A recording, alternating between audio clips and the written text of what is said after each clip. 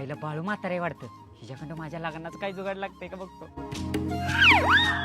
म्हातारे निवांत बसल्यास? होय बाबा निवांत बसल्या. अगे म्हातारे मला कोण पुरगी दिना झालंय. बघ की तुझ्या ओळखीने एखादी पुरगी देते का कोण? माझ्या पण नवऱ्याला कोण पुरगी देत नव्हतं. मग कसं झालं लग्न? मी श्रीवल्ली बनवून आली. शिवली बनून आलीस? हो मग पुष्पा कुठं दिसेना झालाय? चंदना नाही गेलाय ते आलेलाच नाही अजून. कसा येईल असलं लाकूड गळ्यात पडल्यावरती ते चंदनाच्याच मागे जाणार की. बरं म्हातारे अगं तुझ्या पाहुण्याच्यातली एक लय भारी देखणी पान पोरगी आहे. मग तुझ्या ओळखीनं बघ की मला देते ते का? मग माझा काय फायदा आहे? तुला मिसरीचं एक पोत देतो की. होय चला आताच बघा जाऊया. चल चल.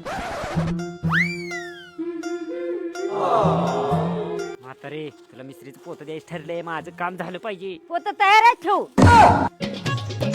काय म्हातारे इकडे कशी काय आलीस? तुझ्या पुरगीला एक नंबर पोरगा बघितलाय मी. पोरग काय पैसे बिसे कमवतय का? ढिगभर मिसरी गेली एवढा कमी होतो या.